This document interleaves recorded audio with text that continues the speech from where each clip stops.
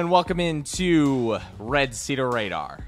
This is episode 10, correct? 10? Ooh, 10. possible. Look at us. We've made it a decade. It might be 11. I might not know. I might actually not know. So, as you know, as everyone at Spartans Illustrated knows, we have in-house right now Dr. Green and White in Mr. That's you, right? That's I know. Me. The doctor is in the house. I don't know who's a Doctor Who fan out there, but that was a terrible reference for a sports crowd. But anyway, so Paul and Sydney, obviously Sydney, you've been here before. You're always here. How is your couple weeks been, and how do you want to start the show? Yeah, so obviously we all know what happened on the campus of Michigan State. So as a current student joined by an MSU alum, Paul, and a future Spartan, Brad, I just wanted to say that we are so saddened by everything that happened, us and everyone at Spartans Illustrated. We've been kind of covering the happenings, on campus since everything occurred. And we just want to say that we are so sorry to the families of the victims, and we are hoping, thinking, and praying for the few students that are still in the hospital right now. We've seen a couple updates on some of the students that are in the hospital. And there's been an outpouring of love from the Spartan community. I just recently attended the Spartan Sunday event, where they're kind of welcoming students back to campus, and it was a really great atmosphere on a sunny day on campus. So it's nice that things are heading in the right direction, but we do not want to forget those that are kind of still fighting and those that lost their lives. That's how I wanted to start. Yeah, and and I just wanted to mention too, I know I can't remember specifically what Michigan State is doing that involves therapy, and I know that they've had some stuff with therapy dogs. I know, and I might have mentioned this before, but I know at the Hannah Community Center on Abbott, they are doing therapy sessions this week. I think through Thursday. Then also obviously tomorrow, I think they're doing them online because Wednesday, I should specify, Wednesday they're doing them online because of the impending ice storm that we're having tomorrow. So anyway, if you obviously need resources and things like that, that's always very important stuff. So. Yeah, definitely. But it was a tough week. It was a tough week for us all. As far as sports and basketball, we're gonna be joined by Paul here, or Dr. Green and White, to discuss sort of the methodology. Is that how English is said? I would say methodology. Yes. Yeah. Well, it's like when I've pronounced analytics, analytics. Right. Sometimes I'll say on accident. But anyway, so Mr. Doctor, you have special formulas for measuring Michigan State success and predicting certain events. How and what do you do for people who don't know what it is that you sort of do, with spreadsheets and everything? Well, first of all, just wanted to say hello to Spartan Nation. This is the first time for me in the pod, and I appreciate Brad and Sydney giving me the chance to talk at all of you for a bit here about stuff that I really enjoy doing. And I guess just to dovetail on what Sydney said to open the show, that as an MSU alum, yes, it has been a difficult week. I think my heart also goes out to all the victims and everyone that was involved. I had classes in Berkey many years ago, last century actually, and so. Yeah, it's been a tough week, and I think knowing the appropriate time to pivot into the discussion of sports is always difficult. I also wanted to comment before we started that I think we're very lucky to have Tom Izzo as a representative for the basketball team, which is, of course, the sport that's active now. and as sort of the figurehead for the university. And I think he's done and said a lot of things that have really helped. And I think his focus on mental health has been really excellent and admirable. And I think we're really lucky to have him. So I just wanted to say that before I started. But as far as your actual question, Brad, the analytics that I do and the methodology that I do. So basically, my fundamental theory is that almost everything in sports, at least in the college sports that I follow, can be predicted by point spreads, fundamentally. Because there's actually a very good formula that I've derived that sort of says that, if a team is picked to win by like this many points, then the favorite team wins this amount of the time. And it's very reproducible. Now, it's only reproducible over like hundreds of games. So it's like there's actually a huge amount of variance, but it's mathematically very predictable. And so what I do is there's a method out there, or a website called KenPom. It's made by Ken Pomeroy. It's based on what's called tempo-free efficiency. So it's basically just how many points does a team score per possession on average. And he's done a lot of math to basically predict essentially a point spread for a game. And so if you have a set of mathematical tools that allow you to predict a point spread, it allows you to predict a probability. And if you can predict a probability, you can basically model the whole system. And so that's what I do both for football and for basketball. And so essentially I just take Ken Pom's data, which he provides in a nice spreadsheet for us every morning. So I download that. I've put that into my spreadsheets. And then I can basically simulate the entire Big Ten season. So, and again, I can't tell you who's going to win. It's going to be Purdue. Actually, I can't tell you who's going to win. But I can say, well, I run this simulation literally 100,000 times. So let's say we play out the Big Ten season 100,000 times. How many times does Purdue win? How many times does MSU get the 4 seed in the Big Ten tournament? And so, you can't predict individual results because there's still, I think, about 500 million different ways the Big Ten season could play out, literally. But you can get pretty good statistics for what is most likely to happen or not happen. So I find that to be a very powerful tool to understand kind of what we're seeing on the, it helps interpret what we're seeing on the court and help us to predict what might happen in the future. And that's really really cool. I mean, obviously not a lot of people are fans of math. They like seeing the math, but not actually doing the math, right? And I mean, you use math daily for your day job, not just for this. So, like, how is that for you? Just you're sort of like surrounded by numbers. I love it because I love numbers. So, like, Right. Spreadsheets are my friend. So I have, I literally have hundreds of sports-related spreadsheets in my file, in the historical record. I have 3 for basketball that I use at this time of year. Maybe 4. We'll say 3. So yeah, it's a lot of fun. And you'd be surprised how little math I actually use in my day job. But I am an engineer by training. That's what my degrees are in.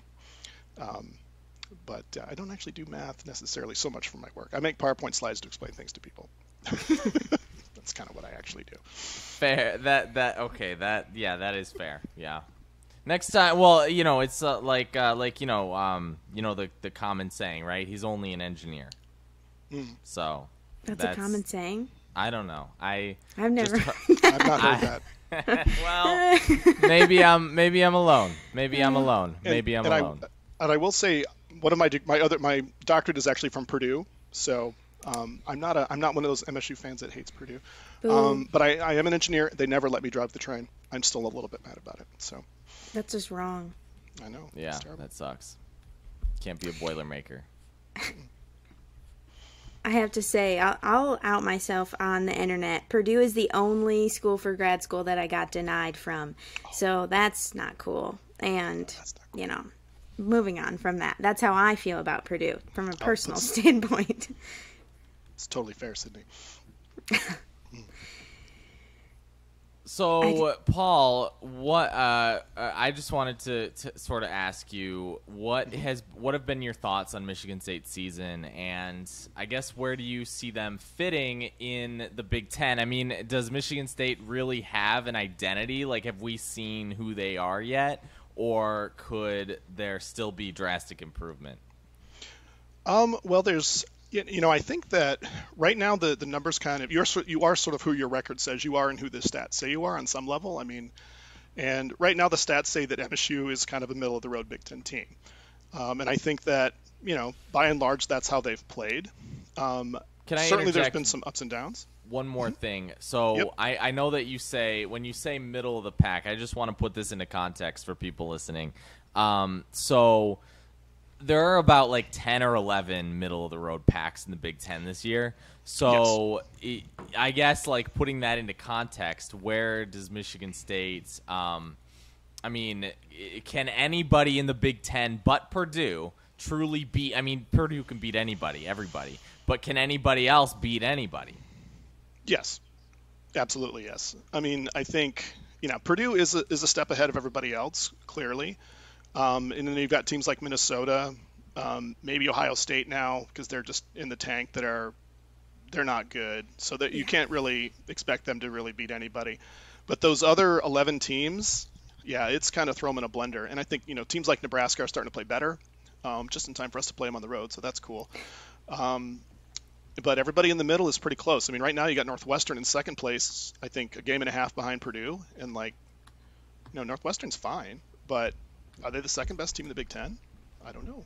I don't think so. But, that's where they are in the standings. So, can I ask like an off-the-wall question? Because Sure. you mentioned Minnesota. You've been tweeting recently about the rescheduling of the Minnesota game. What is your best prediction on if or when that will happen? Having looked at the schedule, there's honestly really only one option that I think is viable, and that would be to squeeze the game in the final week of the season.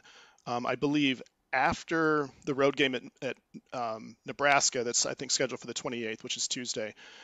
They could squeeze that in there on the 2nd of March, which is the Thursday. So then you'd be playing at Nebraska, 2 days later hosting Minnesota, then 2 days later the season finale against Ohio State. So that's a lot of games in a short period of time. Yeah. Now, also, the problem is that Minnesota, I believe, is currently scheduled to host Rutgers on that day, on the 2nd of March. And so you'd have to convince Minnesota to move that game with Rutgers 2 days earlier. Now, I don't know how that, and if I'm Rutgers, I don't want to do that, quite frankly, because I think they're playing at Penn State like 2 days before that. And, I mean, they're still kind of in the race. I mean, and they have a lot to play for. They have a lot to lose by having that schedule be compressed. Minnesota, I mean, I didn't check their record, but I mean, they're not going to the postseason. Like once the Big Ten tournament is over, which might be on the first day for them, they're done. Like I don't think they're even going to make the third tier NIT tournament. So like if I'm Minnesota, I don't know how much motivation I have to reschedule this. Right. And I don't know, does the Big Ten have an opinion, or do the ADs just work it out? I don't know. Yeah, that was going to be my next question. Like, what is there a protocol there? Like, do they have to try? Like, I don't know what that, kind of the process looks like. So I just know this from hockey, and this is totally just speculation because I've never actually seen this in action, but the hockey season can end with every team having different games. So generally speaking, in a Big Ten hockey season, there's 24 Big Ten games. Sometimes that might not happen, right? And in hockey's a vastly different, right? So like in basketball, they go off of percentage of games that you've win, right? So like they go off of winning percentage less so than like your record, right? They go off of what you win. Like if your whatever your record is what it says you are. Whereas in hockey, and I know I'm comparing this for a sport that doesn't even compare. In hockey, no ties they in basketball, Brad. No ties in basketball. But in hockey, they give point totals to everything you do, right? 0 points for a loss, 3 points for a win, and then 2 points for an overtime win. And then if you lose in overtime, it's 1 point. So like if two teams, that's not a fair system if every team has not played the same amount of games, because you need to play games in order to move up, right? And so they actually have a system for deciding how teams are seeded if, perhaps each team doesn't play the same amount of games. and they just they'll let the season end based on winning percentage. So it'll be based on conference winning percentage overall, just like basketball would be. I don't know that they would, you know what I mean? Like, I don't know that one game should. It obviously hurts MSU.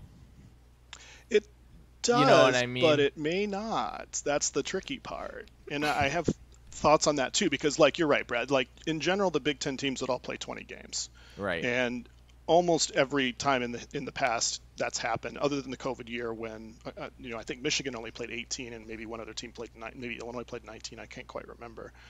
But yeah, I mean it would be basically you would go on winning percentage. But if you're only missing one game, you're just going to be like a half game above or below teams that you would have otherwise been tied with. So it's really not that complicated. And honestly, it wouldn't impact Big Ten tiebreakers, especially since Minnesota being the weakest team in the conference that you're playing at home, it's very likely going to be a win. It's like 95% that you win, that MSU would win. Well, that's why I'm thinking that I mean, I don't know. I mean, again, like, I guess if that only brings you up a certain winning percentage, and that winning percentage of playing that final game wouldn't actually, like, if it doesn't bring you up a spot, then what's the point? Sort of deal. But I don't know. I mean, like, if you're Michigan State and you miss a game against a team that you should beat, like 9 out of 10 times, 98 out of 100 times, I just think that that's almost a missed opportunity, for you. Well, in the one of the last articles that I wrote kind of went into this in detail of what actually would be the impact to Big Ten seeding. So I can kind of, I went through that in quite a bit of detail. I can kind of hit the highlights now, which, and it depends a lot on where MSU eventually finishes. And I guess I should say, right now, if you look at the math, they've got 4 games left, and most likely they'll win 2, they'll lose 2. Now, they're also playing tonight, I think, a little after we record this. So by the time most people hear it, the Indiana game will be in the books. And, that's basically a toss-up. Like, I think MSU's favored by 2. So, and we'll see. We don't know how, there's more uncertainty than ever as far as how this team's going to look, let's be honest. So, but that's what the math says, probably win 2, lose 2. So if you're an optimistic fan, maybe they'll win 3. If you're a pessimistic fan, maybe they'll just win 1. I'm an optimist, so I'm going to say they'll win 3. Yeah. But either way, there's really with only that many games left, there's only so many scenarios. So basically, and if MSU wins out, if they just, win all 4 of those games, or if they reschedule, they win all 5, MSU's probably going to finish around the 3 seed in the Big Ten tournament. And honestly, if they reschedule the game or not, it doesn't really matter. Like, because you're at that point you're getting ahead of that other cluster of teams, and the tiebreakers probably won't come into play. So if you're a half game back, there's no one to be tied with, so it doesn't matter basically. Now if they're below that, if they lose 2 more games or 3 more games, then the simulations that I've done suggest that they'll lose about 1 seed line. So if they lose 2 games, they're probably going to be the 5 seed. If they play Minnesota, they'll probably be the 6 seed if they don't. So what does that mean? Well, basically in the Big Ten tournament, if you're in the top 4, you get 1 extra day off. You don't have to start to play until Friday. You get a double bye. So that's good. 1 less game is 1 less, one less game of wear and tear on the players. So that would be good. If the MSU can get up to the top 4 spot, that'd be great, but they basically need to win out to do that. So is that likely? Not really. I think it looks like about 9% chance of that is what I say. 9% chance. I like so those probably odds. I'll take it. Right. But probably they're going to wind up in that sort of, if they lose 2 more games, they're looking at like the 7 or 8 seed. If they lose 3 games, it's like the 9 or 10 seed, and then we're all sad. So hopefully they do better than that. But honestly, as I look at it, if you start to think about the way the Big Ten tournament is structured, there's the one sort of juggernaut out there, right? There's Purdue. And so if you want to do well in the tournament, you want to avoid Purdue as long as possible. I mean, you could also say that you want to play Purdue so you could beat them and get that win, but I don't know if that really matters. So, in that standpoint, a 4 or 5 seed is bad, because the 4 or 5 seed, if you win, you play Purdue on Friday. So that's maybe not ideal. But if you drop to the 6 or the 7 seed, you're as far away from Purdue as you can get in the bracket. You wouldn't play them until the finals if Purdue makes it that far, which they might not. So in that standpoint, whether you schedule Minnesota or not, it sort of doesn't matter, honestly. Like, if you're not going to run the table, then it's really a question of, well, do you play Purdue or not?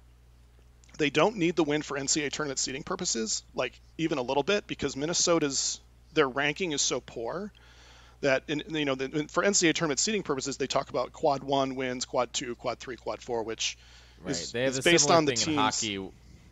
Right, they have a similar thing in hockey where the pairwise is just basically a formula to dictate, how good a team is, what that win is worth. If a team's not good, then it basically doesn't matter. Right, it doesn't matter. So Minnesota's a quad 4 win at home. I think they're even a quad. I mean, they're just miserable. And that is, and like you mentioned too, it's a home game. So if maybe if it was in Minnesota, maybe there's some sort of, it doesn't help. So maybe it's quad 3. I'd have to look that up. But yeah, but still, it doesn't matter. I know that this is going to sort of contradict maybe some of what Paul's sort of system is, but I'm a big proponent of the idea that sports are often random, especially in college basketball where you have a single elimination style bracket, right? Like, it's basically total chaos. I mean, generally speaking, one of the top seeds usually makes it into the Final Four, and drizzle, they'll end up in the championship. You know what I mean? Like Villanova's a lot of the time they're a 1 seed, or North Carolina will make it in as a 1 seed. Michigan State, when they make it in, they're usually sometimes a higher seed. But I mean, the whole idea that it's not hard, I guess, to imagine UCLA being an 11 seed going to the finals, things of that nature. Especially, I mean, it happens in a lot of other sports. Like baseball is very random when it comes to the playoffs. It averages out. I think you mentioned the length of the schedule, right? Makes it, the stronger teams generally make the playoffs just because the season is so long. But that is what does baseball justice, is you have such a long schedule. Well, when you shorten it and condense it to just the playoffs and you make the sample size so small, then you get a scenario that's just a lot more random. The same thing can happen in college basketball, where over a period of time, like that game against Minnesota might not even really matter for tournament seeding, because it could either benefit them or not benefit them just on the basis of luck. Something that I've thought of. Is that fair to say? Sorry, go ahead. Something that I've thought of with that is so we'll have a couple close games. What if we're tired, the team's tired, and something goes terribly wrong, and Minnesota ends up winning? That's the opposite scenario of what we want. So if it won't matter if we win too much, why risk it and get a loss is kind of where I'm at with it. I don't know. And like Paul said, too, Minnesota doesn't really, they're not playing for anything. So what motivation do they have to play the game? So if there's some sort of mutual disconnect of, we both don't really care, then why bother, right? If you're the Big Ten officials. Yeah. And it does sort of hurt me to my core as a basketball fan to say, let's just not play a game. Right. And I think Tom Izzo would agree with that. If you ask Tom, he would play 7 games in a row in 7 consecutive days until his, players' feet fell off. Yeah. God bless him. He would do that. He's never going to back down for any challenge. And so, of course, Tom wants to reschedule the game. But, I mean, as a basketball fan, I want to see that game played. But I do agree, it's not worth it. My head tells me it's not worth it. Because you're right. Yeah. If they're tired and they lose that game, or they lose to Ohio State 2 days later, that's worse than not playing. So yeah, because there was another scenario. There was another scenario too that I read, and I didn't bother to go, check if this was likely. It was just someone, it could be nonsense for all I know, but there was someone who said that I think Nebraska, the Nebraska game, could be pushed back if Nebraska was willing to do that. Then it could fit in there.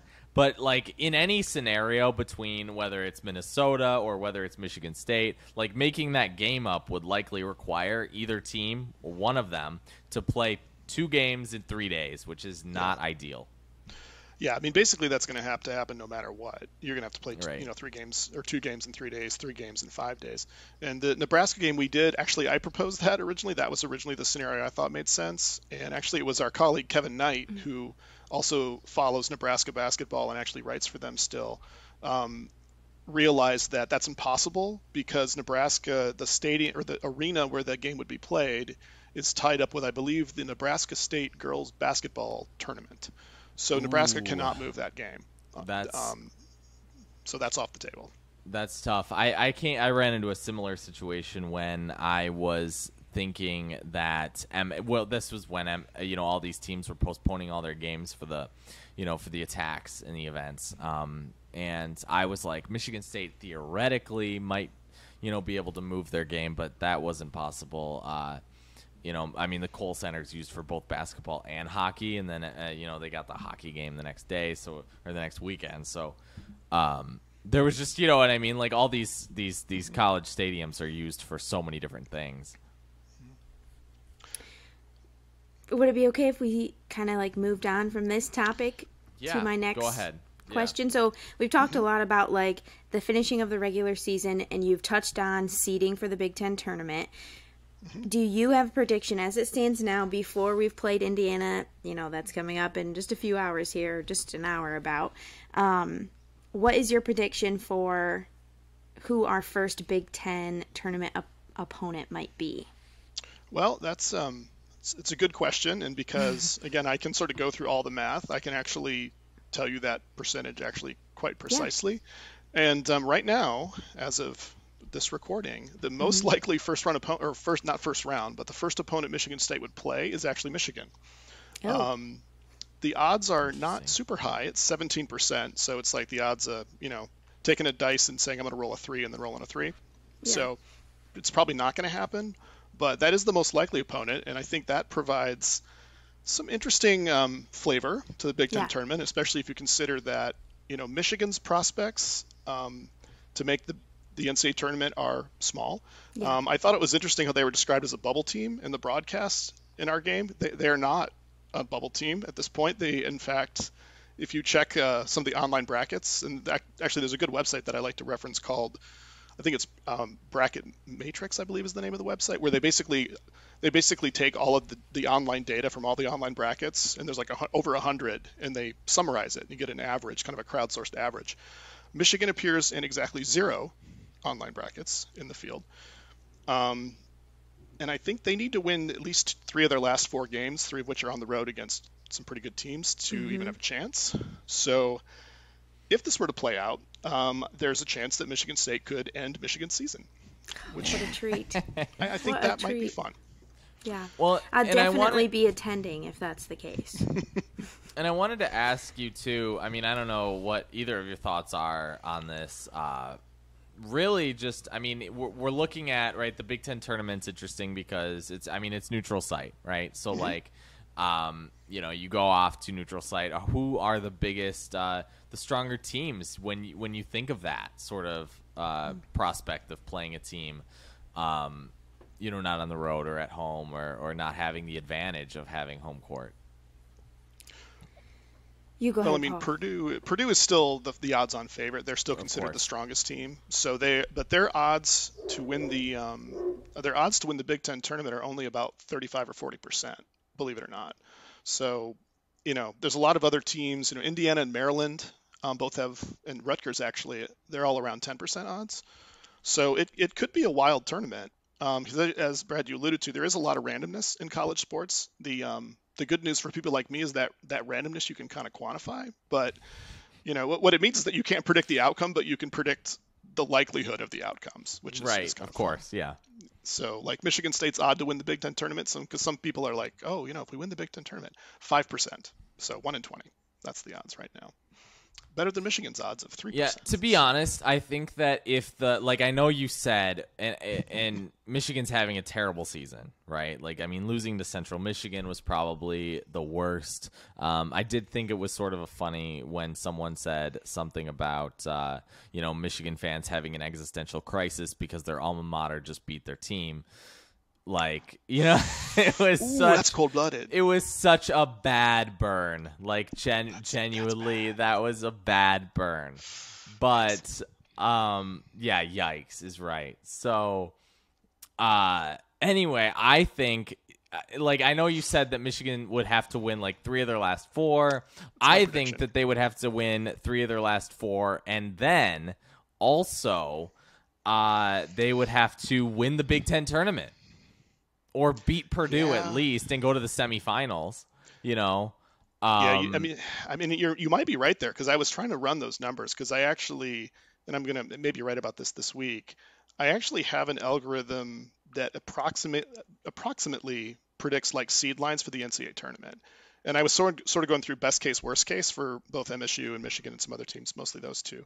And I was having a hard time coming up. It's what if Michigan wins all the rest of their games? And I still couldn't get them high enough on the seed line that I thought they'd be in the tournament.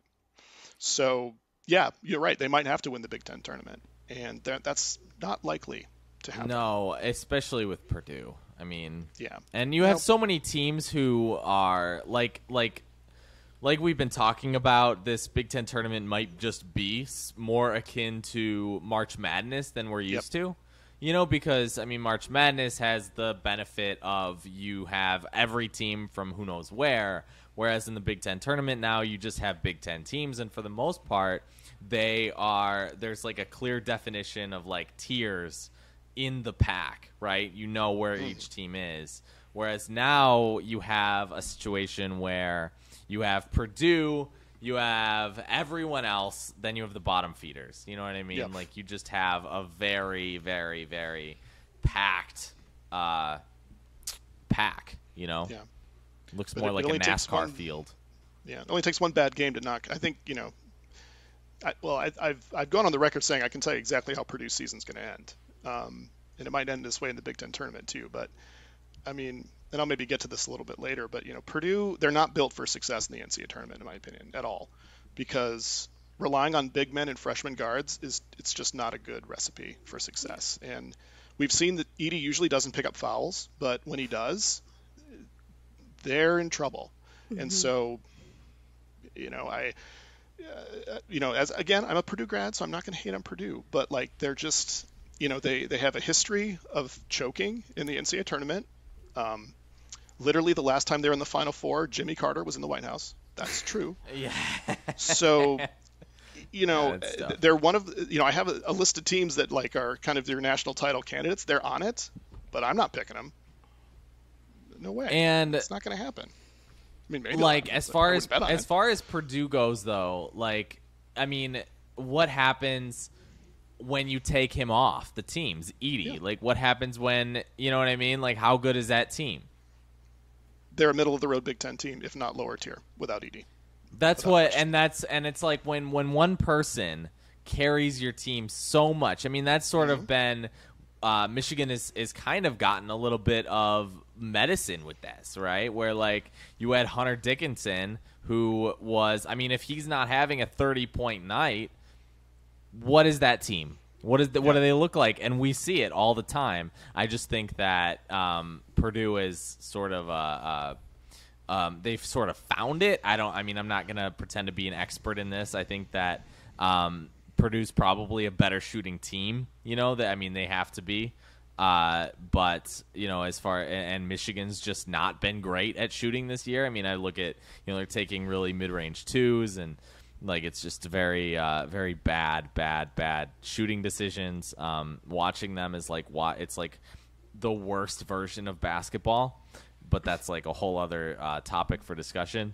I don't know. Do you think that there's a team that you could seriously put a bet on to beat Purdue in the Big Ten? In the Big Ten tournament, or in the Big Ten nationally?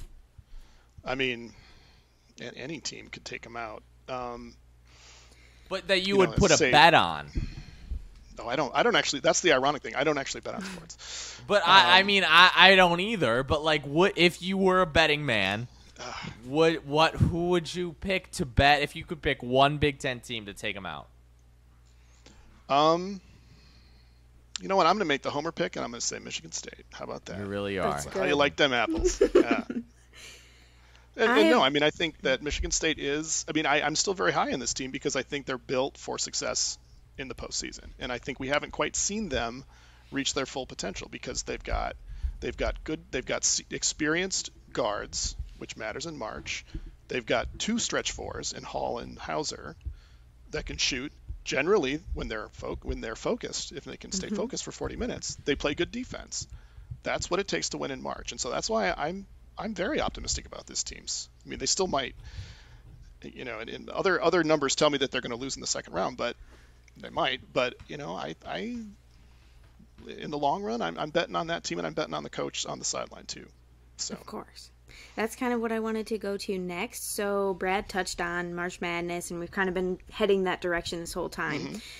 What is your prediction right now for the NCAA tournament and kind of like seeds and who we might face, early in that? Yeah, that's a good question. Well, I think the first thing is that there's some thought out there of like, is MSU safe for the tournament? Yeah. And I think that's a valid question. And so I usually like to think about this as far as like best case, worst case. And I mean, the worst case, we're sitting at 16-10 right now. If the Minnesota game were to be rescheduled and then MSU loses every game, that puts you at 16-16. That's not good. That's NIT territory, to be generous. So are we safe? No, MSU is not safe yet. Right. I think if we're thinking magic number, which is usually a baseball term, I think the magic number is 2. I think if they win 2 games, either in some combination of the Big Ten tournament or regular season, I think they're good. Okay. Now that might you could squeak in if they kind of do a bit of a nosedive. If they're like 1-3 and then like win one in the, that could be dicey, but I don't think that'll happen. Fortunately, I mean, maybe as I say, things are unpredictable, but I don't think that'll happen. So I think they're still going to be in pretty safely. And like right now, again, if you look at the collection of all the online brackets, they're right now kind of right between a 7 and an 8 seed right now. Yeah. So the online brackets, about 40% they're an 8 seed, 36% they're a 7 seed, about 20% they're a 9 seed. So they're in that sort of 8-9 range, which is not a great place to be, honestly, because if you're an 8-9 team, an 8 or 9 seed line, almost certainly, unless you're 2018, you're going to play a 1 seed in the next round. So, so that's not great. You'd like to avoid that because this is what looks like a pretty historically weak field, but there are a couple 1 seeds out there that you'd rather not see them. Right. You'd rather see them later rather than sooner. So yeah, right now it's about 60-40 that they would be in that 8-9 seed line. There's a few brackets have them as a 6, but not many, and a few have them as a 10. As I say, the 7 seed right now is maybe the exit route there to get out of that 8-9 game. So I think MSU's goal right now is to play well enough to get off of that 8-9 seed line and try to get up to the 6 or 7 line. If they can do that, then I think that's a 6 seed I would take all day long right now, because then you're playing a 3. The 3s aren't scary. And then maybe you get a 2 if the 2 makes it that far. So that's a path that I think this team can have some success. Yeah. Now, if you look at the other sort of interesting thing is, okay, well, if they're in that sort of 7, 8, 9 range, who are some of the likely first round opponents? Yeah. And there's actually a few Big Ten teams which, that there's, no chance you're going to play a Big Ten team in the first round. They don't do that, fortunately. But the other teams that are on the list are Providence, Duke, which would be that, I don't want to say that's fun, but maybe it would be fun. That is. Arkansas, Missouri, Auburn, so some SEC teams. NC State. There was a bracket that came out that had this team, Texas A&M, so the Julius Marble reunion tour would begin. Maybe that would happen. Kentucky is in that range. We could see a rematch with Kentucky. I don't like rematches. I don't want that. No. And then you got Nevada, Florida Atlantic, Pittsburgh, and Oklahoma State are the teams that would potentially see. So if you're you want to do some advanced scouting of the NCAA tournament, those would be the teams to look at. Yeah, I was just gonna say those are teams that some of those teams that I don't know much about. Pittsburgh, wasn't that the team that Michigan played early in the season? Kicked them in the rear they end. beat them real bad. Yeah, real bad. Yeah, that was probably one of Michigan's best wins of the season. Like that was probably Michigan's high point. So with all of that, kind of overall looking past, not just Michigan State March Madness as a whole, you as a, predictor and, that's your expertise, what would you say, do you have a list of teams that you think are capable of winning it all at this point? Yeah, well, yes. I mean, and I've been asked this question a few times, like, who would I pick? Mm-hmm. And it's honestly, this year is tough because, you look at the teams and you're like, is anyone actually good? Yeah. And that seems somewhat of a cliche, but like, I kind of wonder. But there are a few metrics. Again, if I don't know what to do, I lean on the math. And what the math says, there's a couple things you can look at. And one of them, and for whatever historical reason this is, but it is true, that if you look at KenPom, and you believe in KenPom, and I do, that the national champion for like the last 20 years, with only like one or two exceptions, has always finished in the top 6 of his overall efficiency rankings. Okay. So those 6 teams,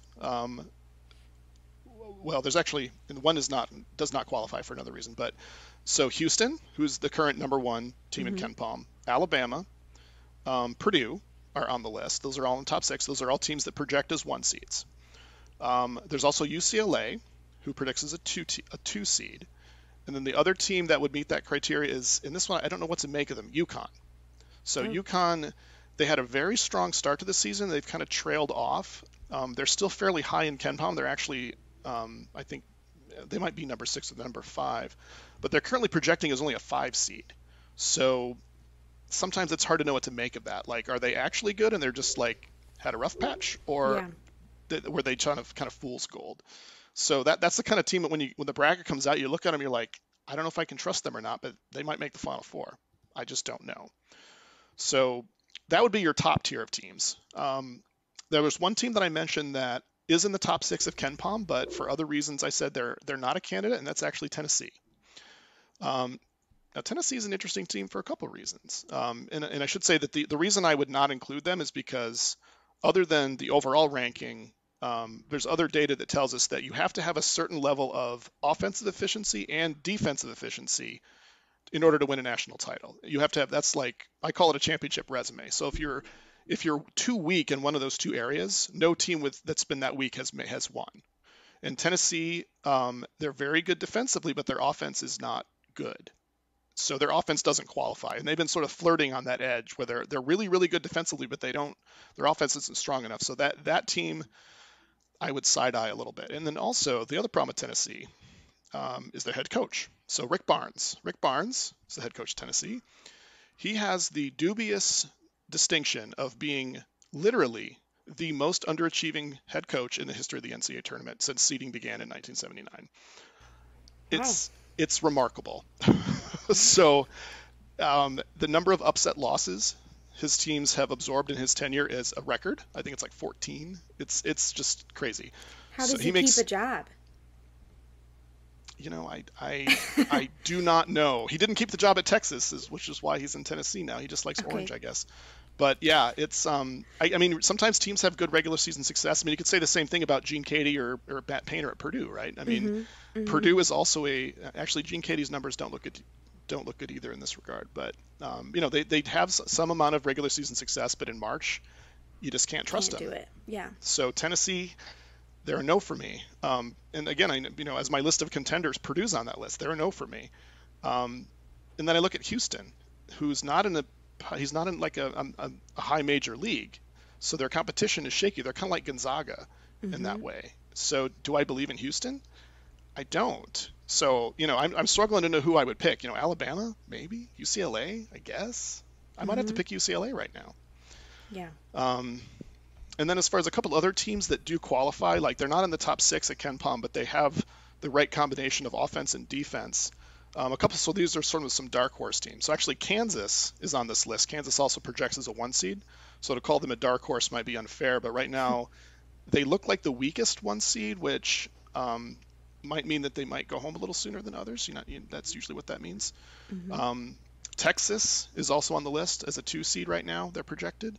And then you got a couple teams that are kind of out there that may be interesting to take a flyer on. So Creighton, who's now in the Big East, is a 5 seed projected. Again, they started the season strong and kind of have trailed off. St. Mary's College, which is they're out in the West Coast League. They're in the same league as Gonzaga. I do not know what to make of them either, because they're a team that their metrics are good. You look at their resume and it doesn't make a lot of sense, but their numbers are good. So again, I don't know how to interpret that, because sometimes those teams that are outside of the major conferences, you don't really know what to make of them.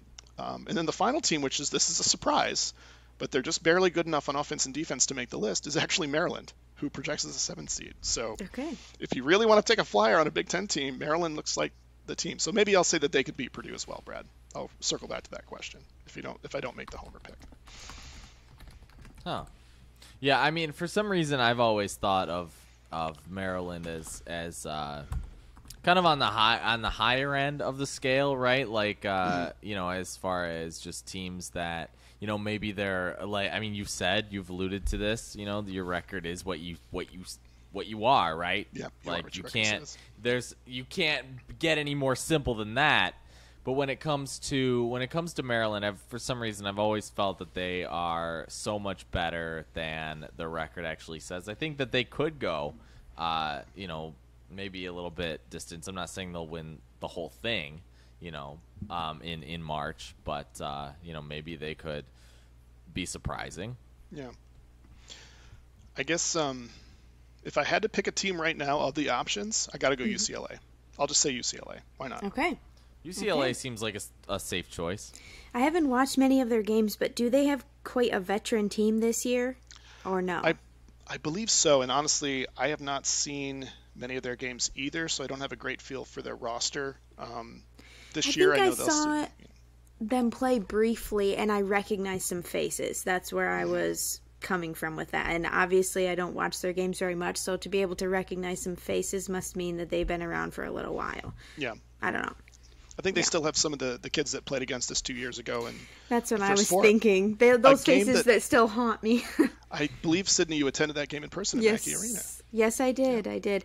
And then there was no Ubers, and so we had to walk like 30, 45 minutes back to our hotel at night in the dark. So that was terrible. I mean, I didn't feel unsafe because it's a college town, but still.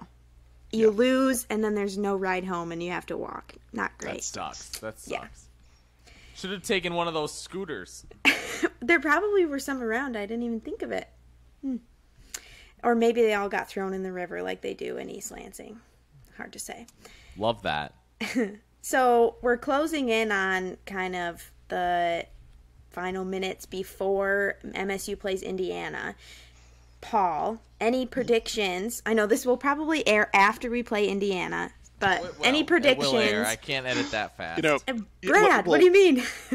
I should just say two different things, and you can just edit in the one that was correct. That'd be really smart. Perfect. Yeah, that's a good idea. Perfect. I have self-proclaimed myself to be the chief optimism officer for the Spartans Illustrated, and so I have to pick an MSU win. Of course. Indiana does not play that well on the road. Okay. And, I feel like we had a reasonable lead on them in Bloomington. I'm trying to think of exactly how that game played out. I believe we did have them down for a while, and they kind of came out back at the end. So I'm going to say MSU wins. I think they're going to come out strong. They're going to come out motivated. Again, it's going to be an emotional night in East Lansing, obviously. Definitely. But I see this as, I'm just going to be an optimist because that's who I am. So I'm going to say they're going to come out strong. They're going to win. It's going to be great. We're all going to be happy tomorrow morning. Trace Jackson Davis scares me. He's a good player. Scary. I like him. He's a good player. He's just a good player, and like he knows their system so well because he's been around for so long. That scares me a little bit. He kind of has like the Boo Booey vibes where he knows the team and the system so well that it's like, yeah, he's going to play good and he's going to play hard. So that scares me a little bit, but I think you're right. It being a home game, it being kind of the emotions behind it that it'll have, I hope that MSU kind of picks up on that and can carry it home there. Yeah. Anything else you'd like to add, Brad? No, I just, hopefully MSU can pull out some sort of optimism for us tonight. Yeah. I hope that everyone listened, took some notes on what Paul was saying so that you can place some bets, coming into tournament season, my favorite Bet time of responsibly. year. Yeah, of course. Yeah. Don't be bet stupid. all your money. Yeah. Don't bet the house. Don't bet the house on the ponies, as they say. And Paul will have more content coming out on Spartans Illustrated as we get into March tournament time, which I definitely recommend. He has a big following of fans that really like his stuff, and it's some great work. So I would recommend subscribing to Spartans Illustrated if you haven't already to kind of get a more insider look on what Paul does for us. Thank you, Sydney. I do all the math, so you don't have to. That's my motto. Exactly. Exactly. Doesn't actually Excel do all the math? Well, yeah, of course. Don't tell his Make the secrets. computers do the work. Yeah, of course. That's the engineer's plan. Make the No, computer he does do the everything pen and paper first and then puts it on the spreadsheet. work. He gets out as his architectural drafting board, and specifically Works by candlelight. Works by candlelight with a pen made out of a feather because you don't know how to. You don't know how to make a pen. I do have a slide rule around here somewhere. I don't think that might be my desk at work, though. I literally do have a slide rule. And then to talk about pen and paper, I almost grabbed this for you as well. I'm such a nerd when it comes to the NCAA tournament that I literally have a laminated elementary school folder where I have a paper copy of every NCAA tournament bracket back to 1980 or something crazy like that. I love that. Because when I was a kid, I would just do it by hand, Right. before the internet. Well, that's what I would actually do when I was in middle school. I would do that, but with the hockey tournament. I mean, I would do it maybe for March Madness too. But me and my friend would get together and predict all the whole thing. Yeah. But hockey's a lot more. It's a lot easier to predict who wins in hockey because it's just a lot. That's a whole other topic for another day. But there's actually this science that goes into sports and dictates which sports are more likely to be based on skill. Which sports are more likely to be based on skill, and which ones are more due to luck. Like basketball, for example, is a skill sport because for example, have to be tall to the taller players usually have the advantage, right? So being tall is kind of a skill, right? If you're tall, you're good at the game. Wouldn't you say right? that's luck though? No. Luck No, absolutely that you not. are tall? No, Yeah. because you have to be able to put the ball into the hoop. It's a very hard, consistent thing to do, and you score so many times. So just to go down this rabbit hole for a second, what would you say is a sport that's built off luck? It's hockey, actually. Okay. Because and hear me out. Because in hockey, it's actually interesting because there's time of possession is not a measurable statistic in hockey because the puck keeps moving all the time and your best players are only on the ice for a third of the game. Whereas in basketball, you have 5 guys on the court until the next stoppage. Then other guys come off and in, and everything like that. But in hockey, players are constantly moving off the bench, right? You have 8 guys in basketball maybe on your roster, whereas in hockey you have 20, and each one of them plays significant time. So every single one of them needs to be good. And sometimes you just get lucky and you win, Sometimes that happens. I mean, Michigan State had 50-some shots against Ferris State and lost the game, whereas Ferris State had 20. You know what I mean? That is an unlucky game, in my opinion. Do you have another example? Oh, sorry, Paul. Go ahead. Do I have another example? Yeah, I just want to. Baseball is a good example of I don't want to hear sport about that it. requires a lot about skill, but I'll go on. I'm just kidding.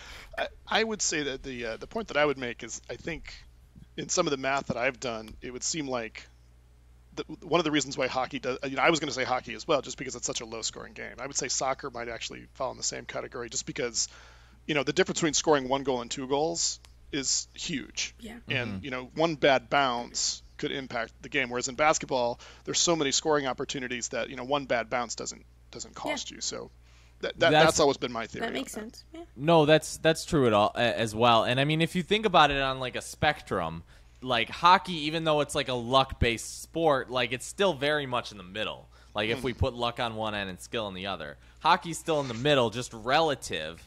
It's just much more, requires much less skill than the others. Like a sport like golf would require all skill because you are only as good as you play. You don't require anybody else to help you on the team. It's not a team sport, but it's interesting. It's good stuff. That's the math that I'm interested in, Paul. All right. Oh, here's the math that I'm interested in. We've talked about this briefly before, but the helmet shuffle. I'm going to have to take a rain check on that. I did, the last time I was at the stadium, I did record the helmet shuffle, and this might be an off-season project. Yeah. To do the math of the helmet shuffle. Someone told me that where it starts, it ends, and that is not true. They lied to me. I feel that was a lie. True, like 10 years ago. I have been also told that like there was a pattern that either where it started or like the first position it moved into was always where it ended. I think in football, being a honestly, I think it's random.